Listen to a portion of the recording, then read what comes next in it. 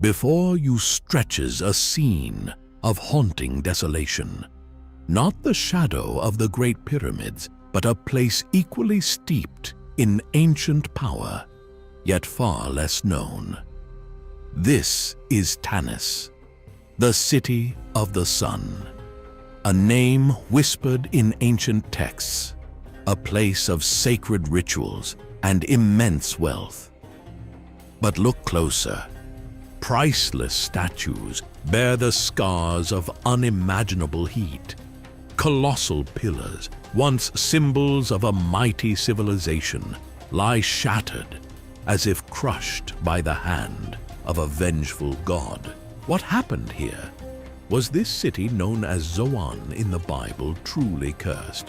Did it fall victim to the shifting sands of the Nile or to the wrath of invaders? Or is the truth even more astonishing?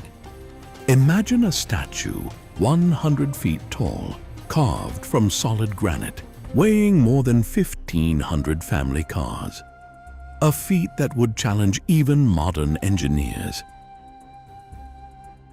Tanis holds secrets etched in scorched stone, secrets that speak of a fiery cataclysm. Was this the work of man, of nature, or of something more?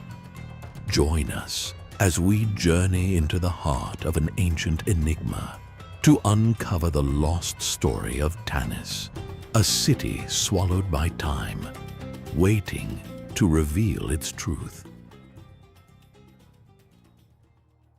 A desolate landscape stretches before us, a mere 185 kilometers northeast of the iconic Pyramids of Giza. Here lies Tanis, a city shrouded in mystery, once a place of immense power and sacred significance. The ancient Egyptians called it Janet, the city of the sun, a holy site dedicated to Amun-Ra, the god of the sun and creation. This is what met the eyes of the first explorers in 1878, a scene of utter devastation. The soil, barren and unforgiving, supports little life save for a few resilient thorny bushes. Priceless statues bear the scars of intense heat.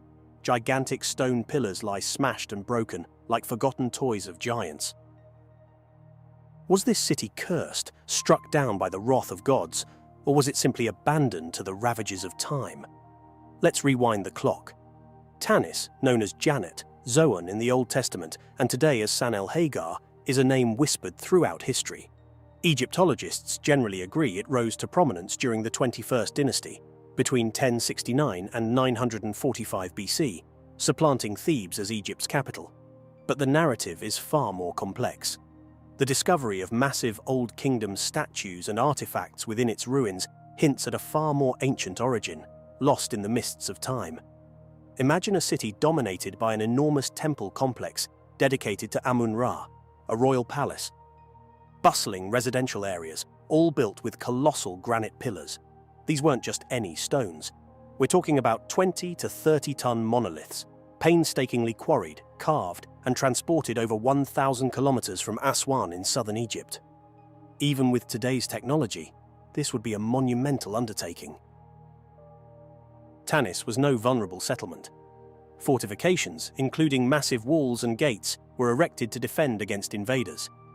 Picture walls, 70 feet thick, soaring 50 feet high, constructed from over 20 million mud bricks, each one potentially adorned with hieroglyphs and reliefs, a testament to the city's grandeur.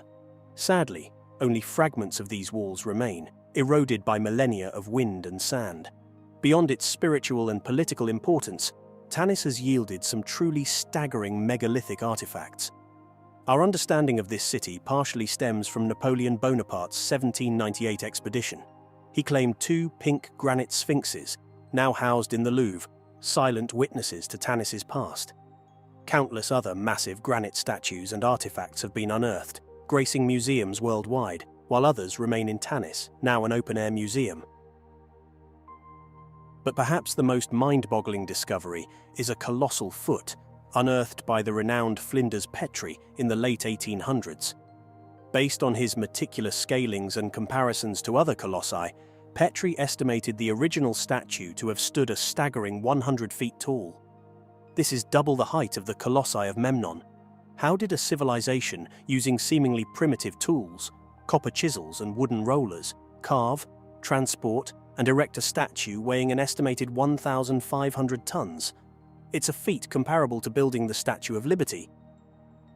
The mind reels at the sheer scale of this undertaking. In 1939, French Egyptologist Pierre Montet made a discovery that should have rivaled Howard Carter's find in the Valley of the Kings. He uncovered the royal tomb complex at Tanis, containing 3 intact burial chambers. The treasures within were breathtaking: golden masks, bracelets, tableware, necklaces, and ornate sarcophagi, all crafted with exquisite artistry. Had it not been for the outbreak of World War II, these treasures would undoubtedly be as famous as Tutankhamun's. Even today, Montet's discoveries at Tanis are relatively unknown, overshadowed by the more publicized finds. The exact cause of Tanis's decline remains a puzzle. The conventional narrative, favored by many Egyptologists, points to a shift in political power, with cities like Sais and eventually Alexandria rising to prominence.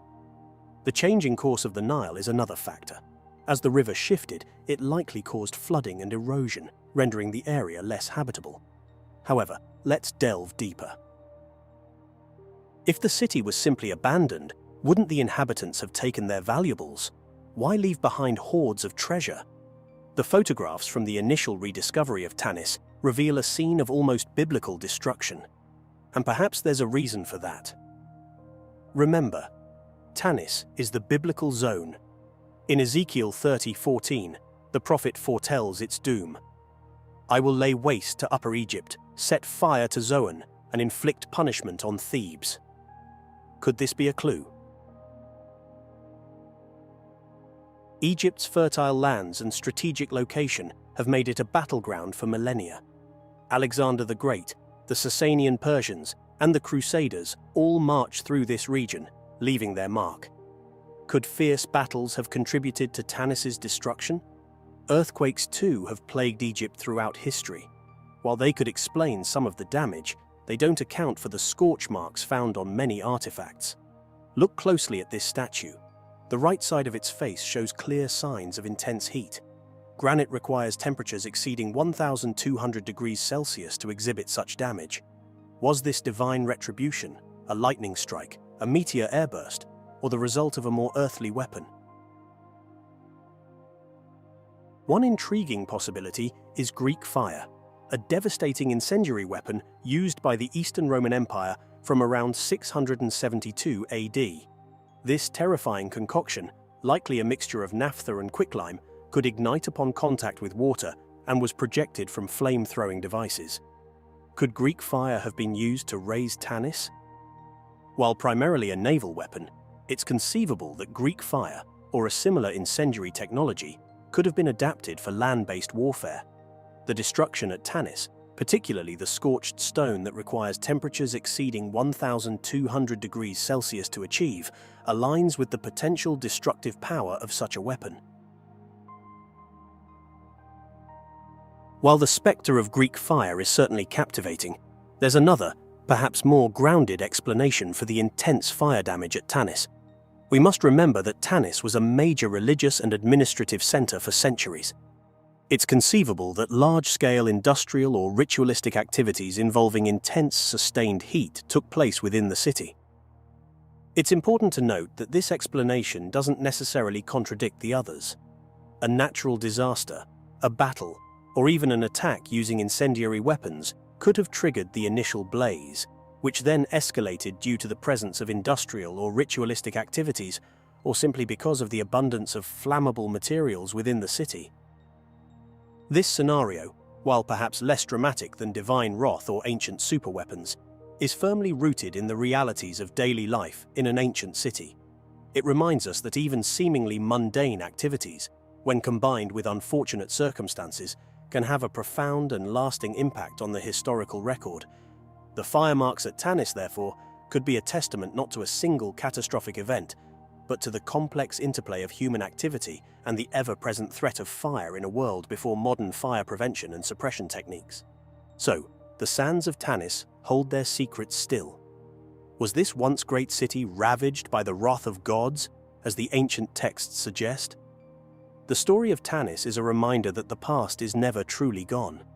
It lingers, buried beneath the sands, waiting to be rediscovered, reinterpreted, and perhaps to teach us lessons that resonate even in our own time.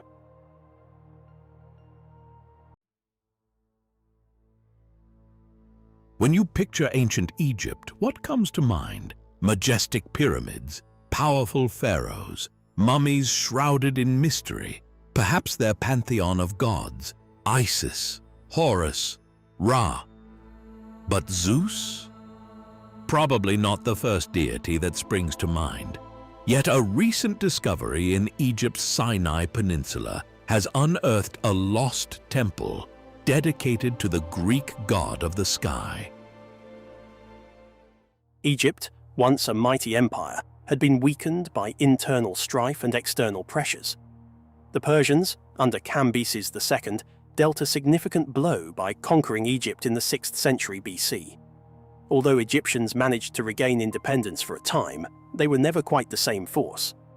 This vulnerability paved the way for Alexander the Great's conquest in 332 BC. Unlike the Persians who largely imposed their rule, Alexander cleverly integrated himself into the Egyptian framework. He recognized the power of the Egyptian gods and even participated in their rituals, a strategic move to gain the acceptance of his new subjects. He started the construction of a temple dedicated to the goddess Isis, demonstrating his respect for Egyptian religious traditions. After Alexander's untimely death, his vast empire was divided amongst his generals. Ptolemy I Soter, a shrewd and capable leader, emerged as the ruler of Egypt. In 305 BC, he declared himself pharaoh, marking the beginning of the Ptolemaic dynasty. This wasn't just a change in leadership, it was a cultural shift. This Greek dynasty reigned for almost 300 years, ending with Cleopatra's tragic death.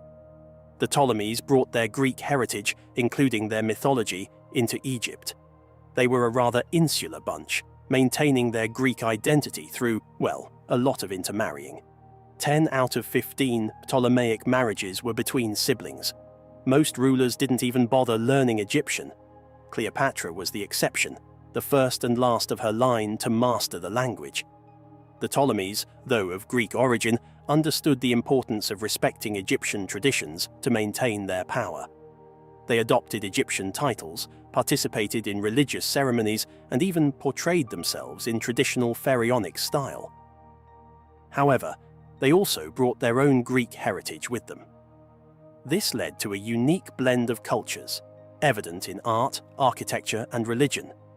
Temples like the one discovered in Pelusium are a testament to this fusion. While dedicated to Greek gods, they were likely influenced by Egyptian architectural styles, and may have even incorporated elements of Egyptian religious practices. But Pelusium's story predates the Ptolemies. It was a key player in the Persian conquest of Egypt in 525 BC. The young pharaoh Psemtik III faced the formidable Persian king Cambyses II. Psemtik, betrayed by his Greek allies and plagued by bad omens, stood no chance. The Battle of Pelusium was a bloodbath. Legend has it, the Persians exploited the Egyptians' reverence for cats, using them as shields to advance on the city. Unable to harm the sacred animals, the Egyptians were routed. Psemtik was captured and ultimately took his own life, marking the end of an era for Egypt. The sands of time quite literally swallowed Pelusium whole. Despite its once strategic importance as a bustling port city and a key military stronghold, its location at the Pelusiac branch of the Nile Delta proved to be its downfall. Over centuries, the relentless Nile deposited silt that gradually choked the harbour, cutting off its lifeline to the Mediterranean. As the coastline receded, Pelusium lost its strategic advantage and its economic importance dwindled. By 1100 AD, it was completely abandoned, left to the mercy of the encroaching desert. The city's decline and eventual burial under layers of sand explain why the temple remained hidden for so long. Early excavations in 1910, led by French Egyptologist Jean Clédat, offered tantalizing clues. He uncovered inscriptions mentioning a sacred enclosure dedicated to Zeus Casos, but the temple itself remained elusive. Fast forward to 2022, and a team of archaeologists from the Egyptian Ministry of Tourism and Antiquities, led by Dr. Mustafa Waziri, were conducting excavations at the Tel Farama site, the location of ancient Pelusium. They unearthed massive granite columns, some reaching a height of 12 meters, toppled and fragmented. These colossal columns, along with limestone walls and other architectural elements, confirmed the existence of the long-lost temple of Zeus Casos. Mount Casos, a towering peak located on the border between what is now Syria and Turkey, held immense religious importance for millennia. It was revered as a sacred space by various cultures, including the Canaanites, Phoenicians, and Greeks. For the Greeks, Mount Casos was inextricably linked to Zeus. The epithet Casos likely derives from the mountain itself, suggesting a fusion of the Greek god Zeus with a local deity worshipped on Mount Casos.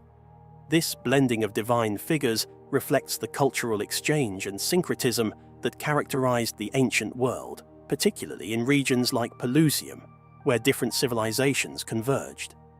Mount Casos was steeped in mythology.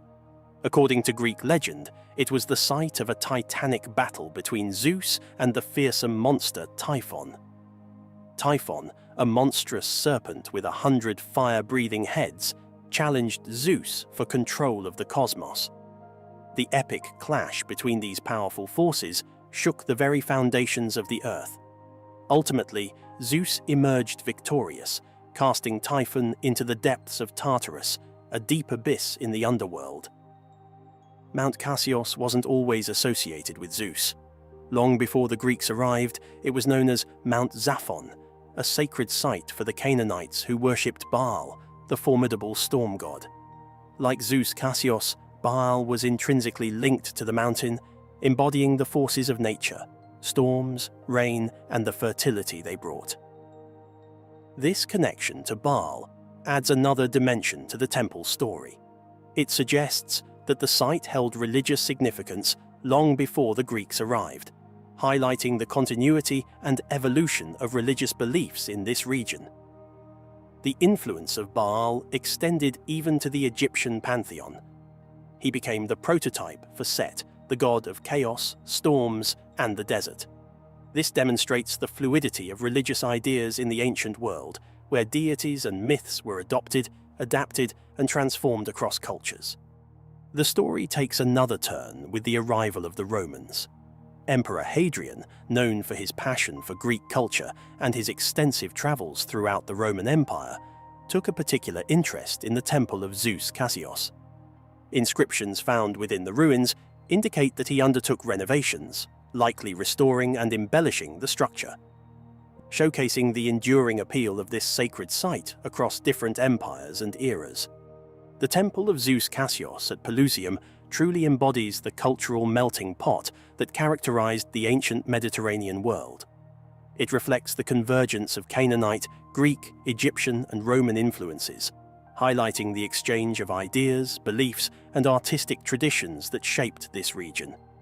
This archaeological discovery provides a tangible link to this rich and layered past, reminding us of the interconnectedness of ancient civilizations.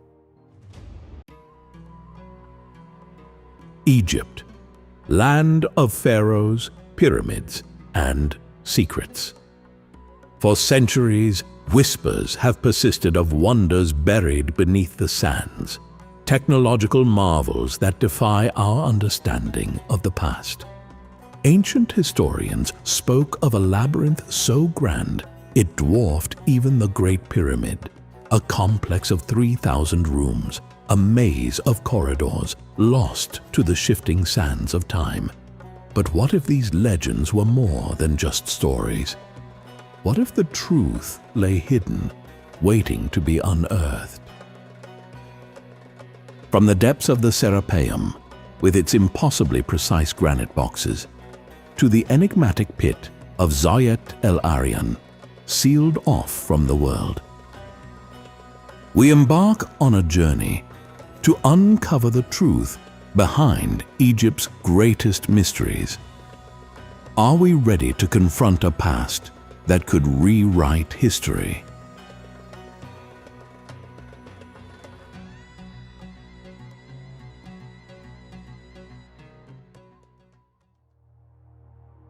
Nestled near the tranquil Fayum oasis, the Hawara pyramid site stands as a silent testament to a bygone era.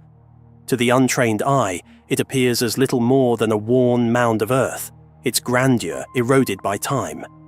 Yet over 2 millennia ago, this very spot left ancient historians like Herodotus utterly astounded. He described a labyrinth so magnificent and complex that it eclipsed even the famed Pyramids of Giza. What secrets did this labyrinth hold to inspire such wonder? Could there be hidden marvels beneath the sands that have eluded modern discovery? In the late 19th century, the intrepid British archaeologist Flinders Petrie sought to unravel this enigma. His excavations led to the unearthing of 2 colossal seated statues, each hewn from hard quartzite sandstone and standing 18 meters tall, a tangible validation of Herodotus's accounts. But the true revelation lay within the dilapidated pyramid itself. Beneath its crumbling mud brick exterior, Petrie discovered a megalithic core exhibiting craftsmanship of extraordinary precision. Massive stone blocks were fitted so meticulously that not even a blade could slip between them. How did ancient builders, without the benefit of modern technology, achieve such an impeccable fit? Delving deeper, Petrie found that the pyramid's entrance defied convention. Located on the south side rather than the customary north, it led into descending passages flanked by ramps, perhaps designed for the movement of heavy cargo. Massive stone slabs, each weighing approximately 20 tons, functioned as trapdoors to seal off inner chambers. At the heart of the pyramid lay a central chamber carved from a single block of quartzite sandstone, weighing over 110 tons. Within rested a sarcophagus, devoid of any inscriptions or hieroglyphs, a curious anomaly for a royal tomb. Instead, Petrie found charred bones and remnants of burnt diorite. What events transpired here to warrant such elaborate construction and yet leave so few clues?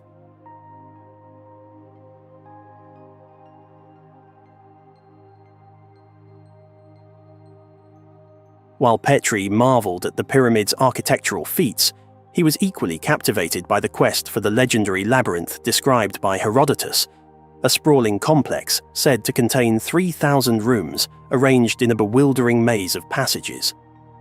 Though much of it had been dismantled over centuries, Petrie's excavations uncovered vast foundations that hinted at its former grandeur. In the 21st century, modern technologies like ground-penetrating radar and satellite imaging have revealed extensive networks of underground chambers and walls matching ancient descriptions. Yet despite these compelling findings, there has been resistance to further excavation. What might this reluctance signify? Could the labyrinth conceal secrets that challenge our understanding of ancient Egyptian civilization? Journeying to another enigmatic site, we arrive at the Serapeum of Saqqara, a subterranean necropolis shrouded in mystery. Hidden within its depths are enormous granite boxes, each carved from a single block and weighing up to 70 tons. Their exteriors are polished to a mirror-like finish, and their corners are flawlessly squared, exhibiting a level of precision that rivals modern engineering. The interiors mirror this perfection, with uniformly smooth surfaces and consistent wall thickness. How could artisans over 3,000 years ago achieve such feats using only the rudimentary tools we believe they had? Granite is an exceptionally hard stone, difficult to carve even with today's technology. Theories abound that the ancient Egyptians may have possessed advanced techniques or tools now lost to history. Marks resembling those made by high-speed drills and saws have been found on other granite artifacts, such as perfectly round tube drill holes and spiral grooves on cylindrical cores. Could these be evidence of machinery or methods far ahead of their time?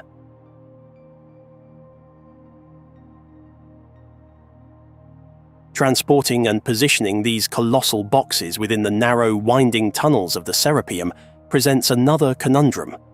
The lack of soot or torch marks suggests that these dark corridors were illuminated by means other than open flame. How did they move and place such massive objects with such precision in confined spaces, and what lighting methods did they employ? Traditionally, these boxes are considered to be sarcophagi for sacred Apis bulls, but the extraordinary effort and precision invested in their creation suggest a purpose far more significant. Some speculate they may have been part of an advanced energy system or served functions we have yet to comprehend. Are we glimpsing the remnants of a lost technology, one that challenges the conventional timeline of human advancement?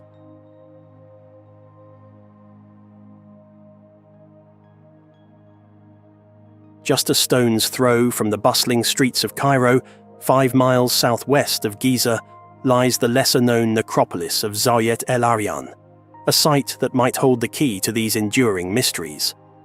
In 1900, the Italian archaeologist Alessandro Barsanti stumbled upon an immense limestone pit filled with massive blocks seemingly discarded in haste, as if to conceal something extraordinary beneath.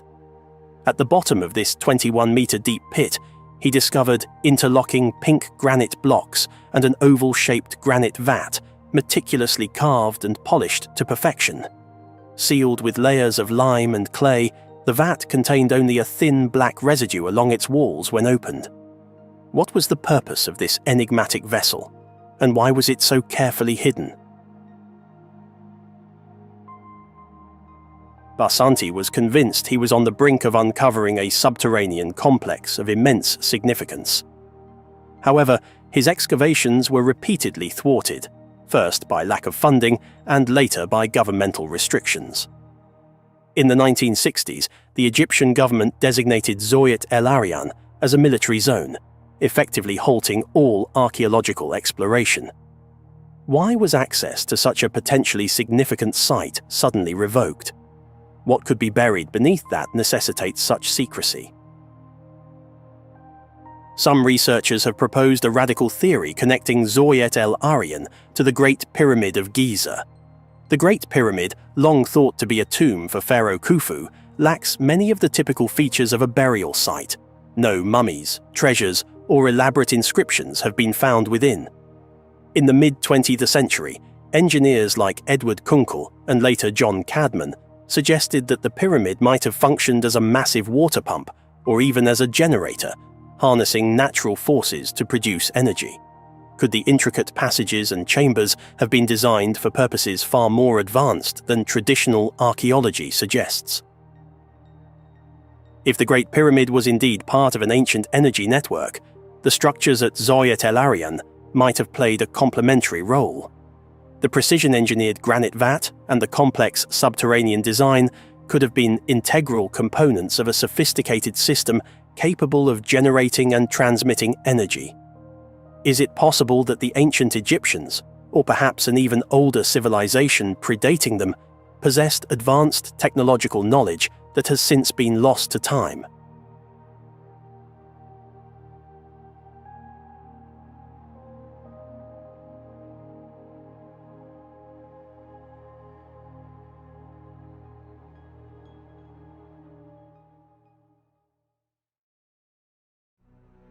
What if one of humanity's greatest monuments wasn't what we thought it was? For over 4,500 years, it has stood as a silent sentinel in the Sahara. A monument of such staggering scale and precision, it defies explanation. 2 million stones, some weighing as much as 15 tons, fit together with astonishing accuracy. But what was its true purpose? Hidden chambers, secret doors, and a mysterious void deep within its core. Did the ancients harness the Earth's energy in ways we are only beginning to understand? Join us as we unlock the secrets of the Great Pyramid and challenge everything you thought you knew about the past. At the dawn of history, 2,500 years before Christ, An entire civilization gathered to build the greatest monuments on Earth. 13 million tons of solid rock, enough to build the city of London, were hauled across the deserts. Why? What vision drove this?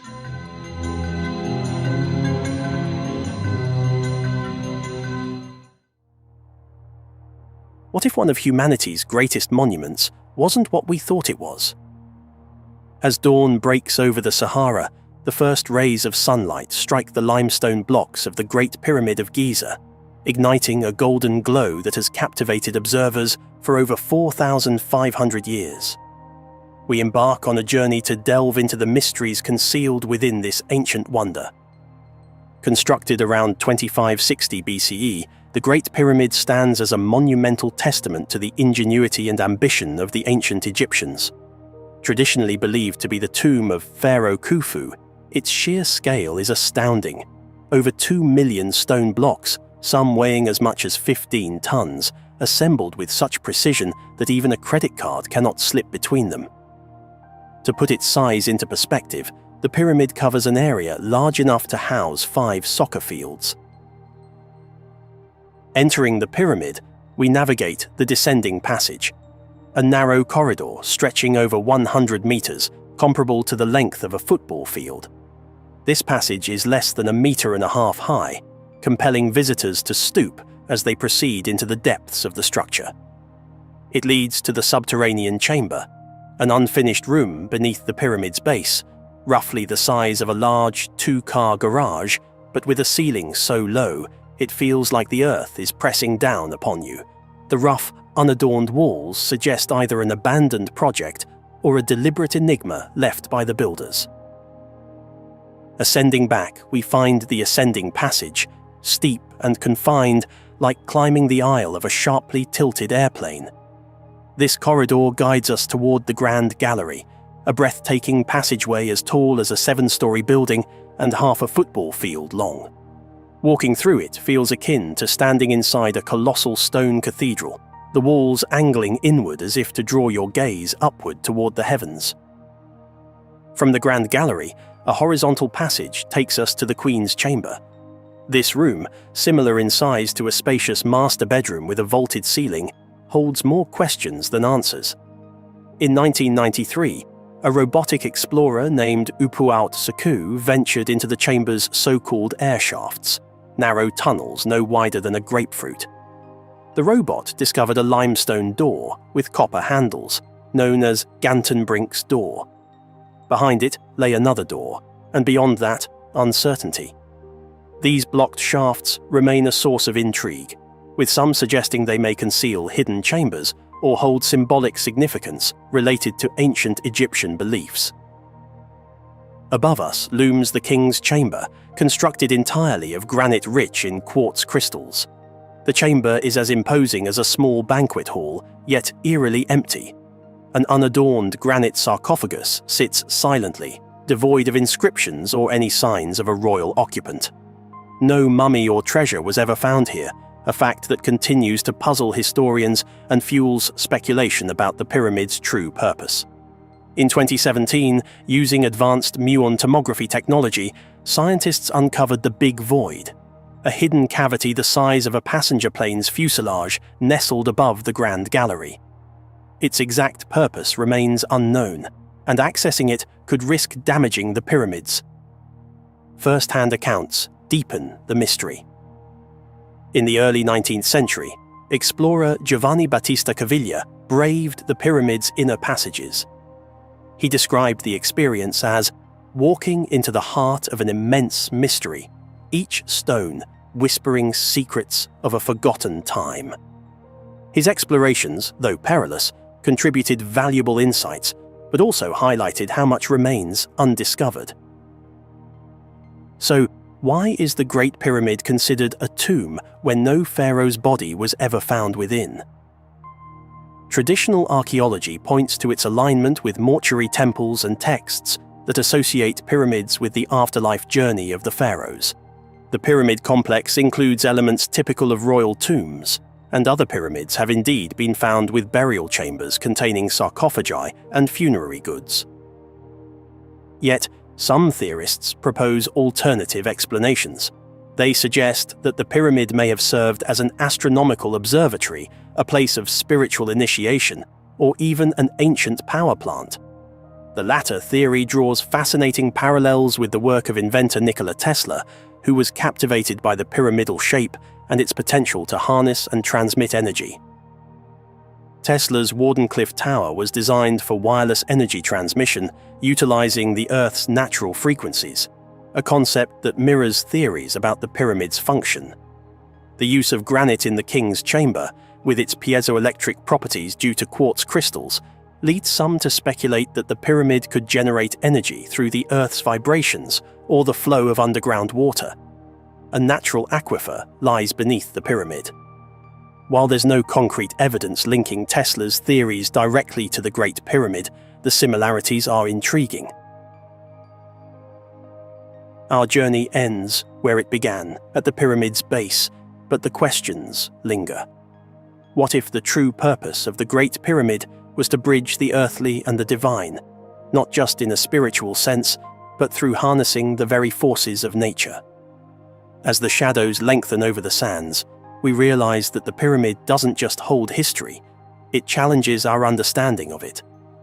In the words of renowned explorer Indiana Jones, archaeology is the search for fact, not truth. If it's truth you're interested in, Dr. Tyree's philosophy class is right down the hall. Here we are at the Osirion, possibly one of the most impressive sites in Egypt, possibly the world. This is officially dated to the time of Seti I, which would have been completely roofed over, thousands of tons of stone in this whole construction, and it really is something to behold.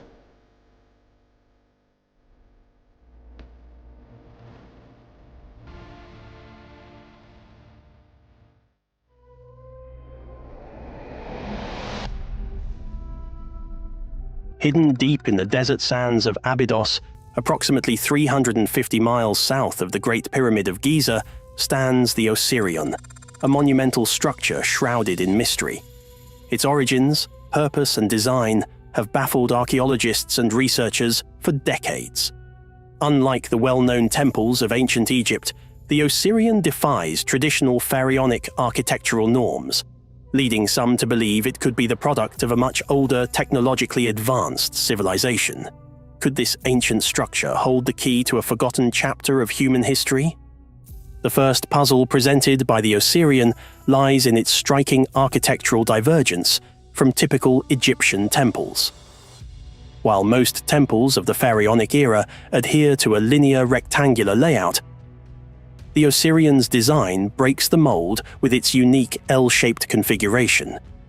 This anomaly alone raises critical questions about the intentions behind its construction. Was it built for a different purpose than Egypt's standard religious edifices? Or does it reflect the architectural style of an unknown, perhaps much older culture?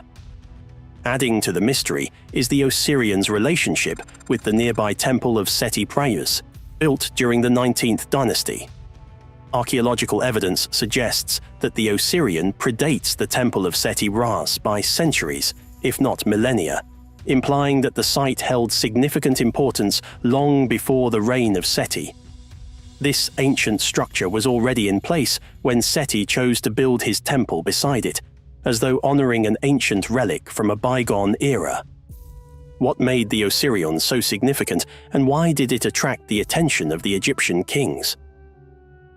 The sheer scale of the Osirion is awe-inspiring. The core of the structure is composed of massive rose granite blocks, some of which weigh an astonishing 100 tons.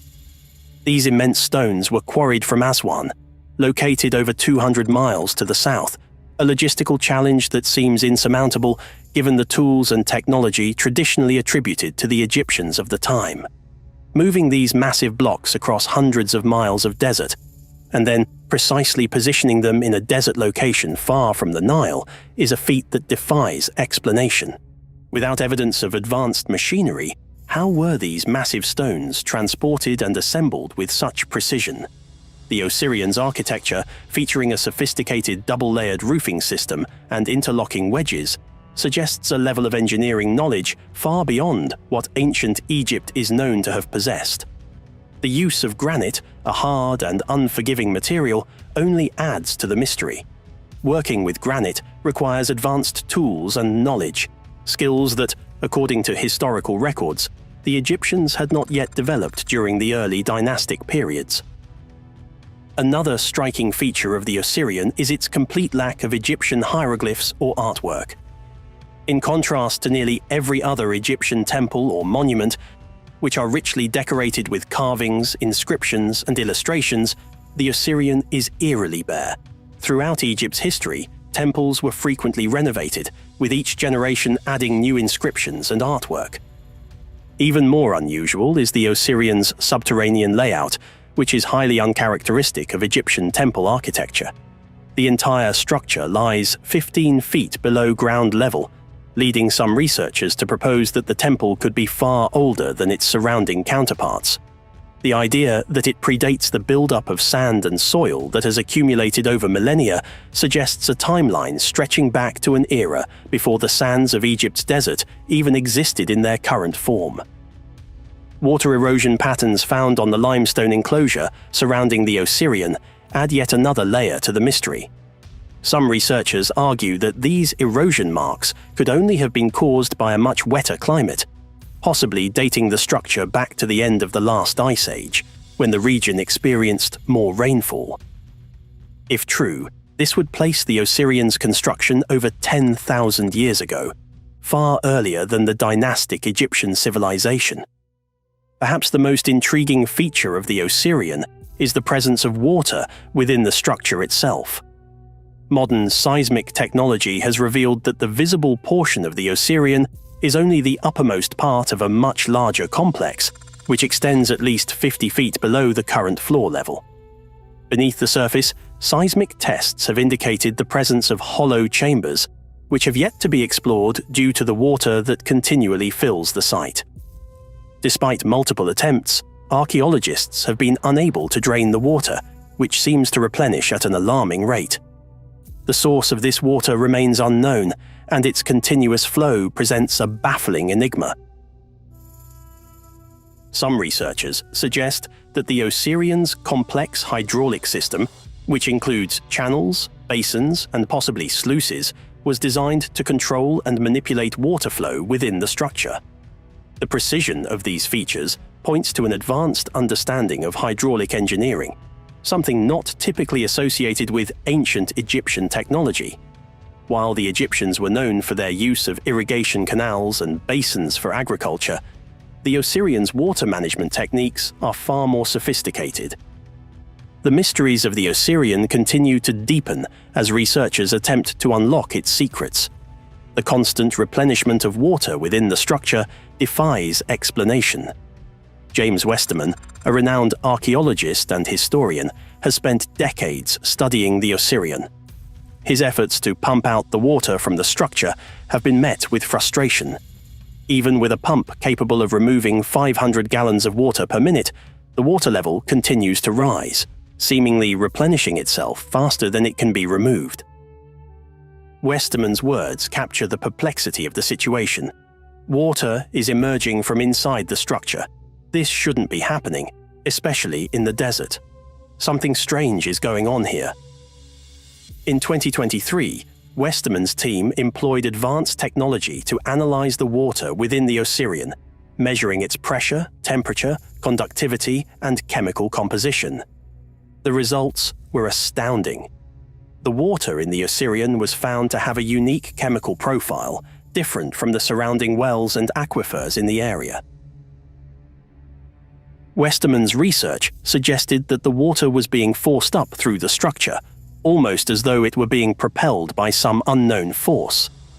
The water's chemical composition and isotopic profile indicated that it did not originate from the nearby Nile River or local aquifers. Where, then, is this water coming from? The Osirion's water behaves more like that of a geyser, but without the typical signs of volcanic activity.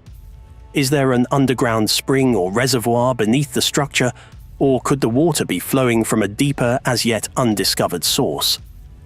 One of the most intriguing aspects of the water is its unique properties. Westermann conducted hydrologic studies and found that the water within the Osirion was drinkable after filtration. Over time, Westermann began drinking the water regularly, and he noticed something extraordinary. His eyesight began to improve. A lifelong sufferer of nearsightedness, Westermann eventually no longer needed glasses, a fact that was confirmed by an eye test. Could the water from the Osirion possess healing properties?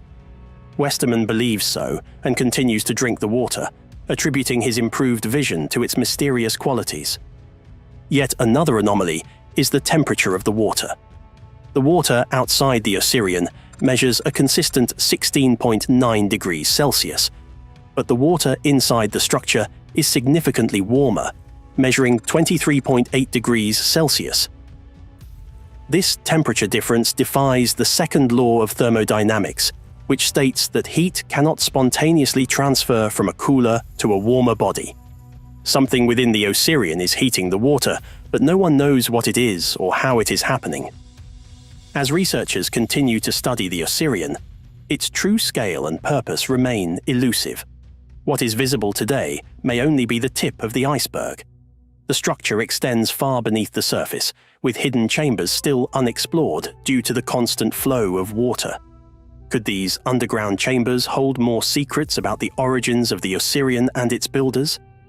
As we probe deeper into the Osirion's mysteries, we are left with more questions than answers. One thing is certain: this ancient structure is far older and more complex than we ever imagined, and it may hold the key to understanding a lost chapter of human history. Like, if you go back to the sophistication of ancient Egypt and you think about what the civilization could have been like, I mean, you're just speculating, you're just trying to just imagine how they could have moved these 500-ton stone blocks 500 miles. You're putting all these things into your mind, and then say, how long does it take to get from that, if you knock back into barbarians, how long does it take to get from that to where we are now? This level of sophistication that allows you to get to the pyramids, and then we're nowhere near that now. So even on the most conservative speculation that the Great Pyramid is only 4,500 years ago, we're not even anywhere near that now. In the ancient city of Luxor, hidden within its majestic temple walls, lies a mystery that challenges modern understanding of ancient Egypt's science and philosophy. Egyptologist Shwala de Lubitsch, after 12 years of detailed study of the Temple of Luxor, proposed that the ancient Egyptians held a sophisticated and immutable knowledge, fully developed from the earliest dynasties. This knowledge, according to de Lubitsch, far surpassed that of other civilizations at the time, hinting at a deeper understanding of the universe. De Lubitsch's research into the temple's intricate carvings and architectural design led him to a remarkable discovery, which he called transparency in the stone blocks. While copying temple plans and examining wall carvings, he noticed tiny embedded stones in larger blocks, which had been previously dismissed as errors. De Lubitsch proposed that these stones were markers placed by the master builders for precise measurements. This realization spurred adjustments in his own measurements, leading to even more astonishing findings. He observed that carvings on opposite sides of some walls seemed to align in impossible ways, as if the stone between them was transparent, allowing the design to flow through. This phenomenon, which de Lubitsch likened to a see-through banknote, suggested a level of craftsmanship and intentionality that defied conventional understanding of ancient architecture. The temple's carvings could only be fully appreciated when viewed as a continuous design, transcending the physical stone. One striking example of this transparency is between Room 12 and Room 5 in the Temple of Luxor. A stone block separating these rooms features carvings that seem to project through the stone itself. In Room 12, a hieroglyph for cloth is carved, while in Room 5, a box for cloths appears.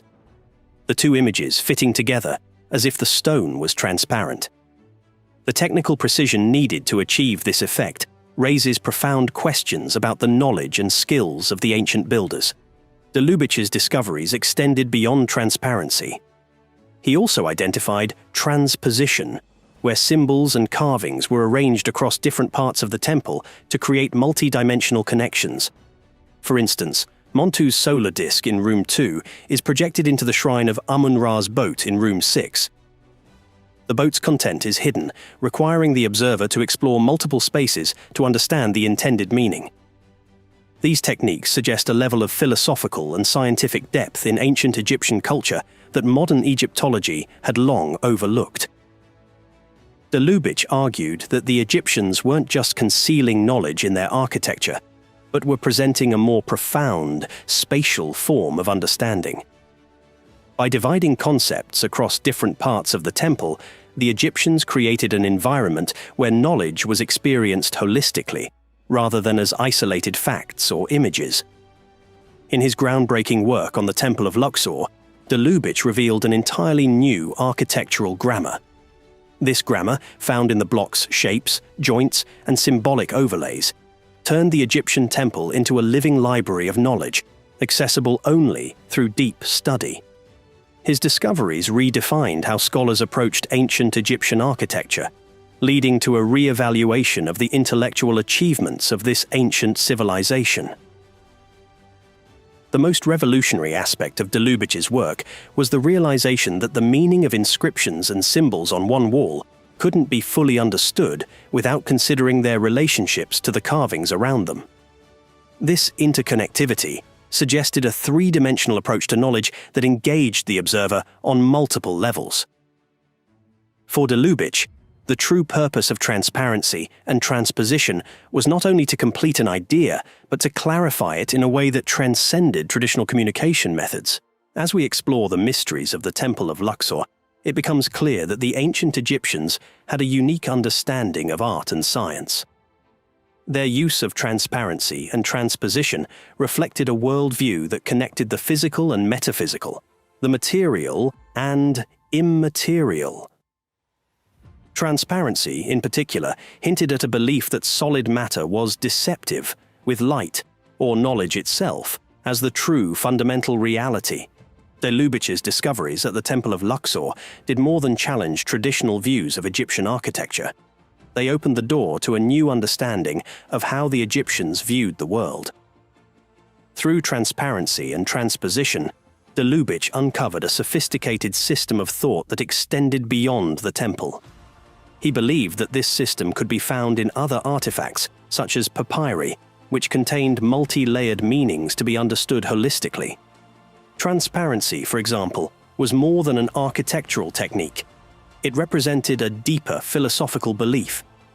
By prioritizing light over solid matter, the Egyptians expressed a worldview that saw physical reality as secondary to the metaphysical.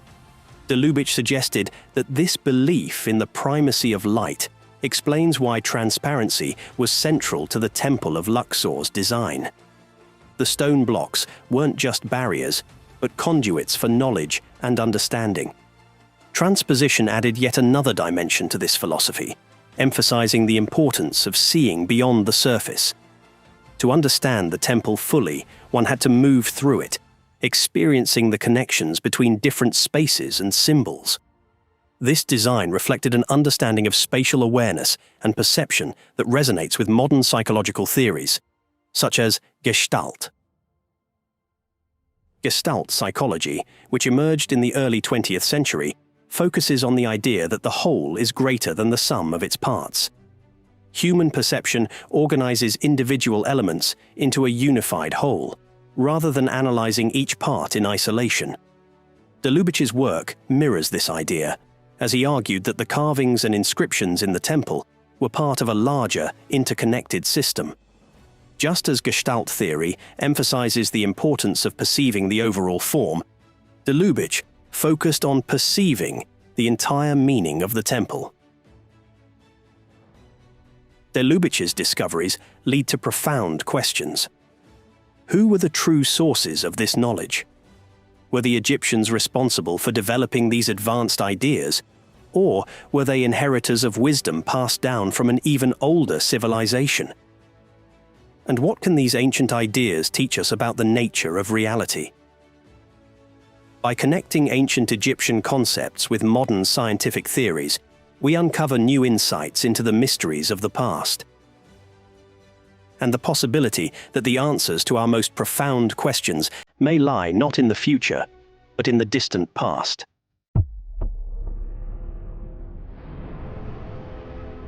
Thoth talks in the Emerald Tablets about being able to go into these halls of Amenti where he had rejuvenation chambers, which is what I believe is the Serapeum in Saqqara. And he would go into these gigantic stone boxes, and he would then transfer his consciousness from his body into another body. And he would leave the body that he left inside of one of those gigantic boxes, one of those gigantic diorite stone boxes for 100 years while it recharged itself and rejuvenated.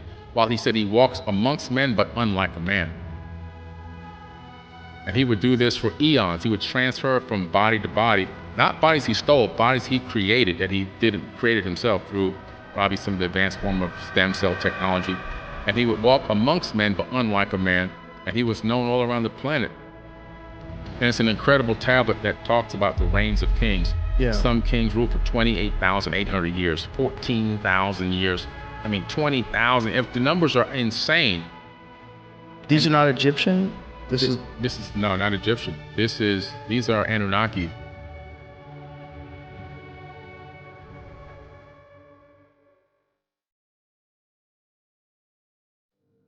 Imagine a world where time itself is a malleable force, where the boundary between life and death blurs, and immortality is no longer a dream, but a carefully guarded secret. This is the legend of Thoth, the mysterious god of wisdom from ancient Egypt. He is said to have discovered the key to eternal life, not through mysticism, but through methods that defy modern understanding. Could the ancient Egyptians have had access to technologies beyond our grasp, or is there something deeper hidden in the sands of time? Our journey begins at the Serapeum of Saqqara, an ancient site where massive stone boxes, weighing over 70 tons, were carved with such precision that even modern engineers are baffled. These boxes, made from solid diorite, one of the hardest stones in the world, seem impossible to have been created with the tools of the ancient world. But what if these were not merely tombs for the dead? What if they were advanced technologies, allowing beings like Thoth to rejuvenate and transfer their consciousness into new bodies, effectively cheating death? Legend tells us that Thoth would leave his body in one of these boxes for 100 years, allowing it to recharge and heal while his essence continued in another form. Could this explain why Thoth, the god of knowledge, was so revered across cultures and millennia? If these rejuvenation chambers are real, could they hold the secrets to eternal life? And was Thoth's quest for immortality unique, or did others throughout history share this secret? To find more answers, we turn to Mesopotamia, where the Sumerian kings list records the reigns of rulers who lived for tens of thousands of years. Among them were the Anunnaki, demigods with both divine and earthly attributes. Some reigned for 28,000 years, others for 14,000 years, lifespans that defy all reason. What could possibly explain these impossibly long reigns?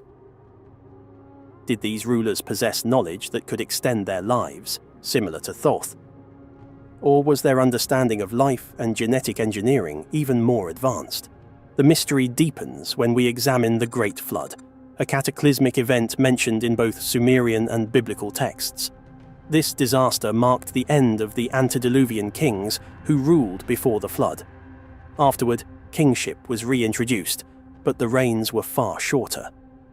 Some rulers lived for hundreds of years, but the era of reigns, stretching tens of thousands of years, was over. Why did this change occur? Could it be that the Anunnaki, who once ruled humanity, decided to limit the power of their successors?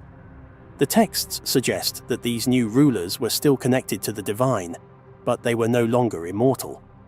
Could the Great Flood have been a deliberate reset of human civilization to control human potential, preventing any individual from becoming too powerful? This leads us to an intriguing connection between ancient myth and modern science, genetic engineering. We know today that the human genome contains a unique anomaly, chromosome number 2, which appears to have been artificially fused. Geneticists estimate that this fusion occurred around 200,000 years ago, a timeline that aligns with the Sumerian accounts of the Anunnaki creating humans. Could this be evidence of genetic modification? Were humans deliberately created to serve the Anunnaki, not just as laborers but as subordinates? Could our very lifespan, about 120 years, have been engineered as a form of control? Modern science also tells us that telomeres, the protective caps at the ends of our chromosomes, limit how many times a cell can divide. Once they degrade, we age and eventually die. In the Bible, it states that man's days shall be 120 years. Could this be a reflection of deliberate genetic tampering by the gods? Was humanity created with a built-in expiration date, ensuring we never lived long enough to rediscover the ancient knowledge of our creators? One of the most compelling stories supporting this theory is the Tower of Babel. Humans, united in their ambition, began constructing a tower to reach the heavens. Their goal was to reclaim the lost knowledge of the gods.